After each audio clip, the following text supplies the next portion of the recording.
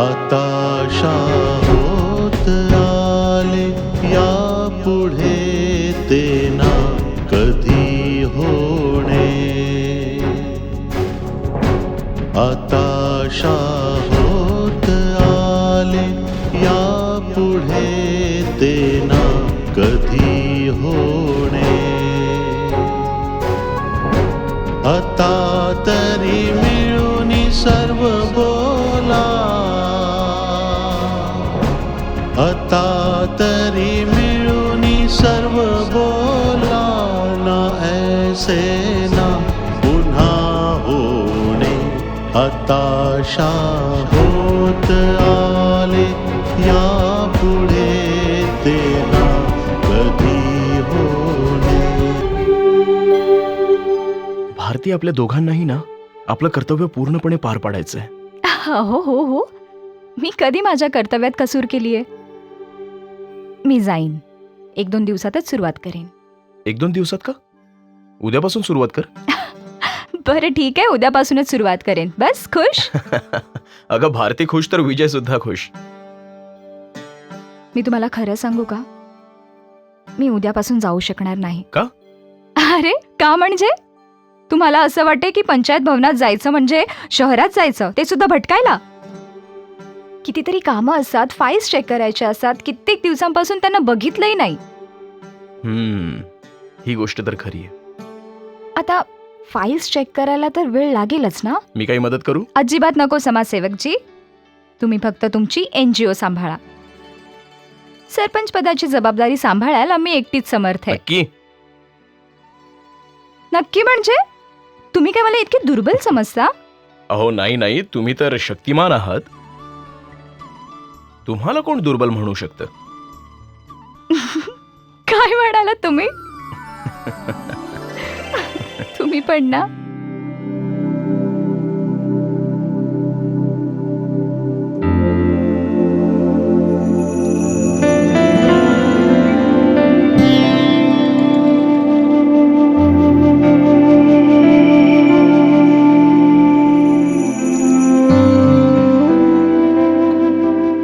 चिंटू, तू अजून कपडे का नाही बदललेस? काय झालं? शाळेत कोणाशी भांडण झाले का? जोपर्यंत तू काही सांगणार नाहीस तोपर्यंत मला कसं कळेल की काय झालंय? माझ्या वर्गातल्या सगळ्यांकडे सायकल आहे. सगळे आपापल्या सायकलने शाळेत जातात आणि कोणी मला सायकलवर बसू सुद्धा देत नाही. आता मला सुद्धा सायकल हवी बस. चिंटू,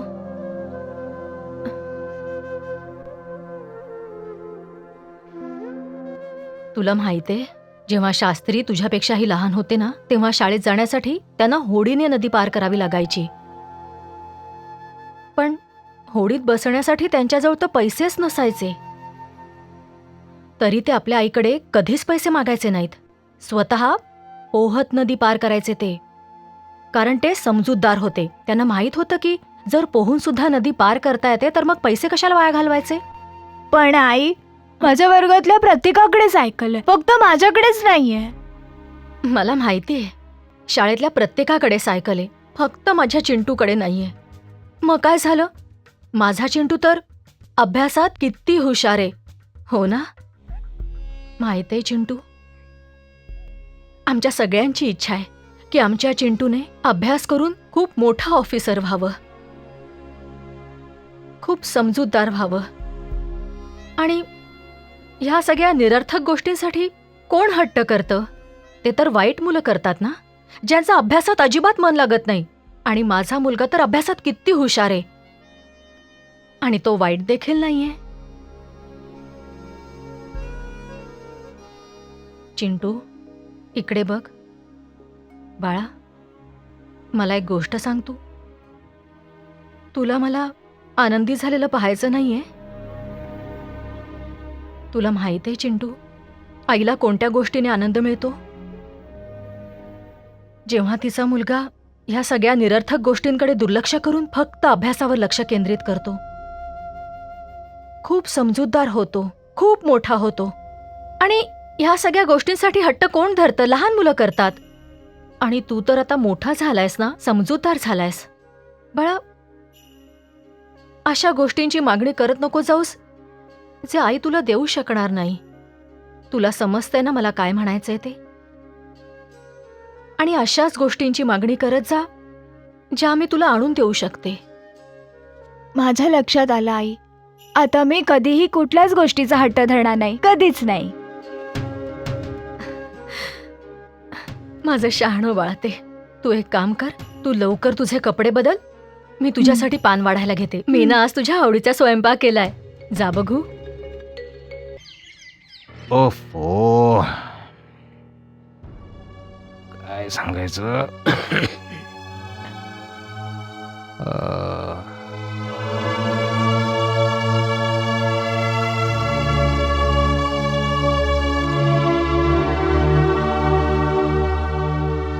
बाबा, तुमची तब्येत तर बरी आहे ना?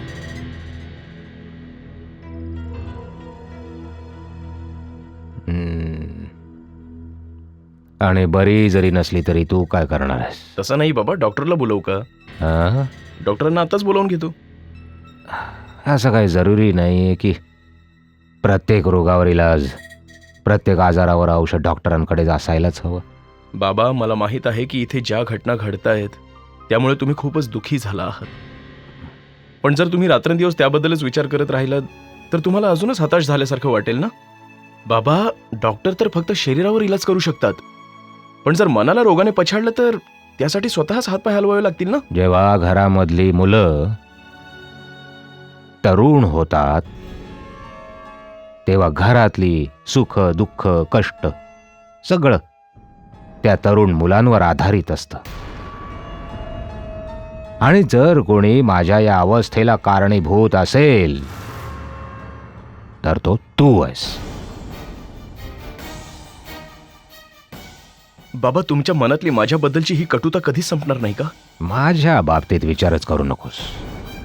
तुझ्यामुळे या हवेलीला जो, या घराण्याला, या परिवाराला जो मनस्ताप सोसावा लागलाय तो तर मी मरेपर्यंत विसरू शकणार नाही. बाबा, तुम्ही या घडून गेलेल्या गोष्टींचा विचार करून का आपला जीव जाळत राहता? जर तुम्ही असेच विचार करत राहिलात तर मला भीती वाटते की तुम्ही खरोखरच आजारी पडाल.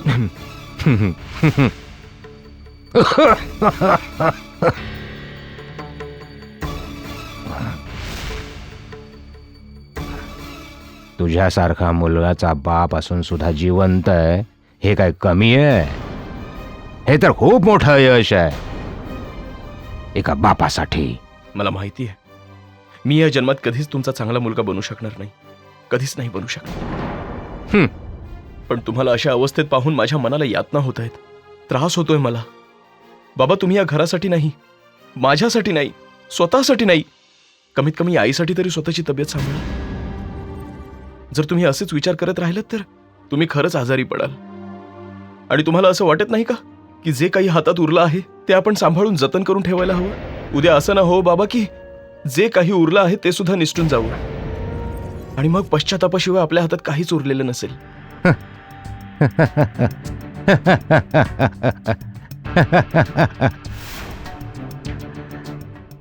संतोजीराव, मी आयुष्य कधी नफा तोटा बघून जगायला शिकलो नाहीये. संतोजीराव, मी तर नेहमी तेच करत आलो जे मला करावंसं वाटलं. यापुढेही मी तेच करेन जे करायची माझी इच्छा असेल. विक्कीला गमावल्यानंतर आता माझ्याकडे खर्च काहीच शिल्लक राहिलं नाही. म्हणून तुझे सल्ले तुझ्या जवळच ठेव, तुझ्या कामी येतील. मला याची काही आवश्यकता नाही. मला माझ्या पद्धतीने जगू दे.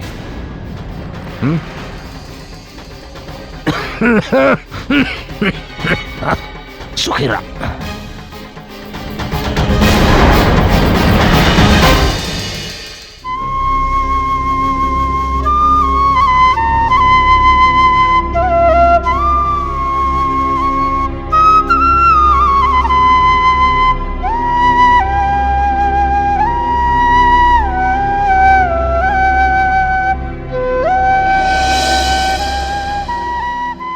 कसला विचार करतेस भारती?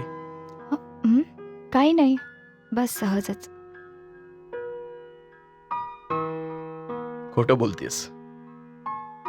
सांग ना भारती. हाच विचार करते की आम्हा मुलींचं आयुष्य किती विचित्र असतं ना. आई बाबा ज्याच्याशी गाठ बांधतील त्या माणसासोबत आपलं अख्खं आयुष्य काढायचं, तो जिवंत असतानाही किंवा नसतानाही. त्यांनी सासरच्या घराचा उंबरठा ओलांडायचा नाही. ते घर म्हणजे त्यांचं जग. किती विचित्र गोष्ट आहे ना. भारती, मी तुझ्या विचारांशी सहमत नाहीये. अगं, जग बदललंय. माहित नाही तू कुठल्या युगात वावरतेस. अगं, आज जर नवरा बायकोमध्ये समंजसपणा नसेल तर बायको घटस्फोट द्यायला तयार होते, दुसरं लग्न सुद्धा करते, आणि आता तर विधवा विवाह सुद्धा खूप होत आहेत. होत आहेत ना. मग आपण शांती वहिनीचं लग्न लावून देऊ शकतो. त्यांचं सुद्धा दुसरं लग्न लावून देता येईल. तू कुठल्या मातीची बनलीयस भारती? त्याच मातीचे ज्या मातीचे तुम्ही बनलात. विजय, एखाद्या बाईने एकटं जगणं हे किती कठीण असतं हे काही सांगायला हवं.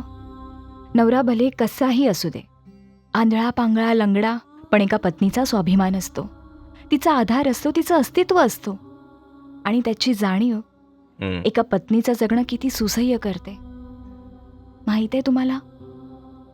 हे फक्त पत्नीच्या बाबतीतच नाही भारती, पतीच्या बाबतीतही घडतं. पती पत्नीचं नातं असं असतं की एक जरी नात्यातून वेगळा झाला तर ते अपूर्णच राहतं. मग भले नातेवाईक असोत, आई बाबा असोत, भाऊ बहीण असोत, कुणीही असोत, जर पती पत्नी एकत्र नसतील ना तर त्यांच्यासाठी सगळं आयुष्यच अपूर्ण होतं. विजय, तुम्हाला काय वाटतं? मी याबद्दल शांतीवहिनीशी बोलून बघू का? तू बोलून तर बघ, पण त्या तयार होतील की? विजय, कुठलीच स्त्री तयार होणार नाही, पण तिला तयार करावं लागतं. विजय, एकदा तरी विचार करून बघा, त्या पुढचं आयुष्य एकट्याने कसं काढू शकतील?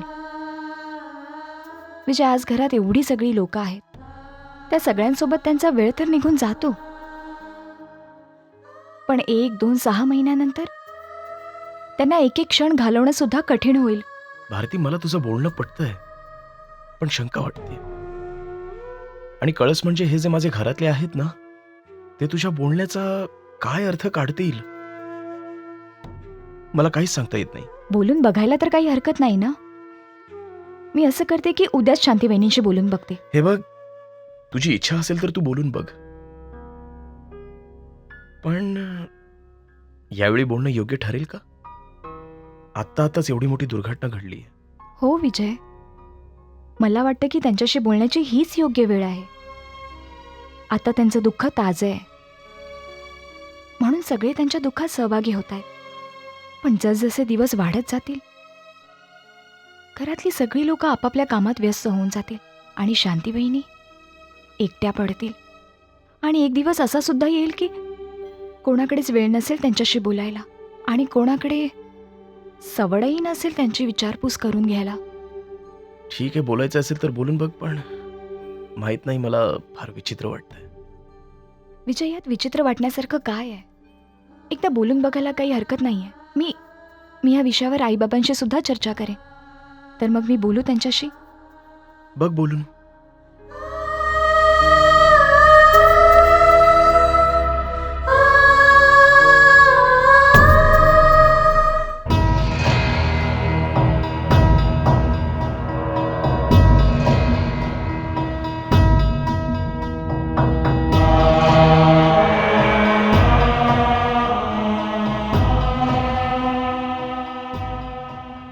कौसल्याबाई, काय इकडून तिकडे तिकडून इकडे येरझाऱ्या घालतात? कसल्या काळजीत आहात? तुमच्या मनात काय चाललंय मला सुद्धा जरा कळू दे. हं, बोल. बस असंच आज एक गोष्ट माझ्या मनात घर करून राहिली. कुठली गोष्ट घर करून राहिली मला सांग तरी. वडाचं झाड बघितलं ना, कशा सगळ्या चिमण्या त्यावर आपली घरटी बांधून निश्चिंत मनाने उडत असतात. कारण थंडी, ऊन, पाऊस, सगळ्या ऋतूंचा मार ते झाडच तर सहन करतं. म्हणूनच तर सगळ्या चिमण्या चिवचिव करत फिरत राहतात. हो, मग यात नवीन काय आहे? झाडावर तर चिमण्या राहतातच. अगं, वडाचं झाड तर खूप विशाल असतंच, आपल्यामध्ये सगळ्यांना सामावून घेत असतं. हो ना, पण तेच वडाचं झाड जेव्हा म्हातारं होतं तेव्हा काय होतं? तू काय बडबडतेस? आज तुला झालंय तरी काय? हं? आज असं असंबद्ध का बोलतेस तू? वडाचं झाड, चिमण्या, म्हातारं झालेलं वडाचं झाड. आपण सुद्धा आता म्हातारे झालो. आपल्या समोर आपण जिवंत असताना या घरात इतके वादविवाद होत आहेत. मग आपण गेल्यावर काय होईल? कौशल्या, हे मोह माया, हे नाती गोती तोपर्यंतच असतात जोपर्यंत आपण जिवंत असतो. एकदा का डोळे बंद झाले हे सगळं संपलंच समजायचं. विचार कर, विकीला जिथे जायचं होतं तो निघून गेला. तो गेल्यानंतर या घरामध्ये काय चाललंय, कुणासोबत काय घडतंय, कुणाला काही सोयर सुतक नाही.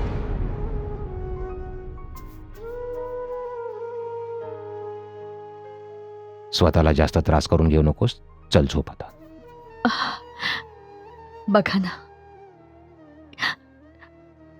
इतक्या पटकन इतकं काही घडून गेलं, काही कळलंच नाही. मोठा मुलगा देवाघरी निघून गेला, तरुण सून विधवा झाली.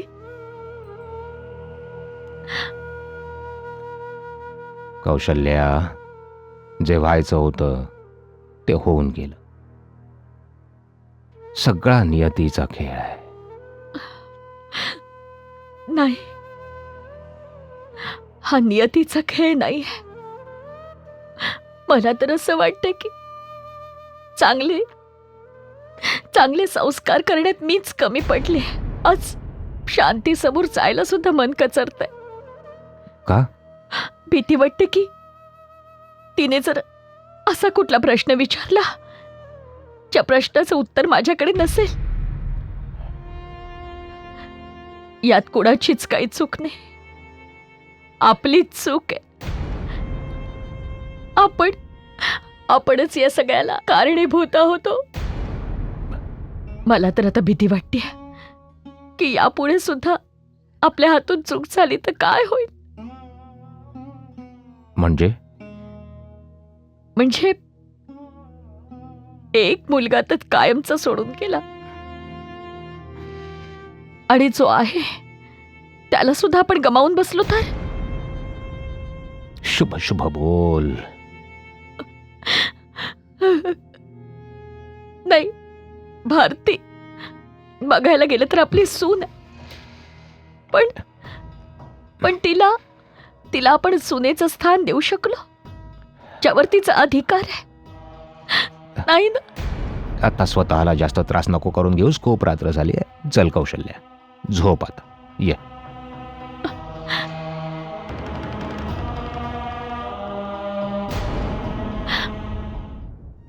काहीच फरक नसतो ताई, कुठेच फरक नसतो. तो फक्त माणसाच्या विचारात असतो. तूच तर नेहमी म्हणायचीस ना की बाबांनी आपल्याला नेहमीच मुलगा समजून वाढवलं, कधीच मुलगी समजून नाही. ती वेळ आत्ता आलीये की आपण बाबांना त्यांचा मुलगा बनवून दाखवायचं. तू हे काय बोलतेस? मला तर काहीच कळत नाहीये. नक्की काय झालंय, सांगशील का मला? बाबांचा फोन आला होता. काय? बाबांचा फोन आला होता? काय म्हणत होते? आई कशी आहे? माझी चौकशी केली? काळजीचं कारण नाही ना? सगळं ठीक आहे ना? सगळं काही ठीक आहे ताई, सगळं ठीक आहे. आता फक्त तुला ठीक व्हायचंय. ह्या पांढऱ्या साडीला आपल्या शरीरापर्यंतच ठेव. मनावर ताबा घ्यायला देऊ नकोस. असं म्हणतात की पांढरा कपडा भल्या भल्याना शांत करून टाकतो. पण तू शांत होऊ नकोस ताई. जेव्हापासून बाबा इथून गेलेत ना, तुझं विधवेचं हे रूप त्यांच्या डोळ्यासमोरून जाता जात नाहीये. त्यांना ना जेवण गोड लागतंय ना डोळ्याला डोळा लागतोय. त्यांची खूप जुनी असलेली जखम ताजी झालीये ताई. आणि असं म्हणतात की जखम जेवढी जुनी त्याची वेदना तेवढीच जास्त असते. आता होत आले या पुढे ते ना कधी होणे. आता होत आले या पुढे ते ना कधी होणे. आता तरी मिळून सर्व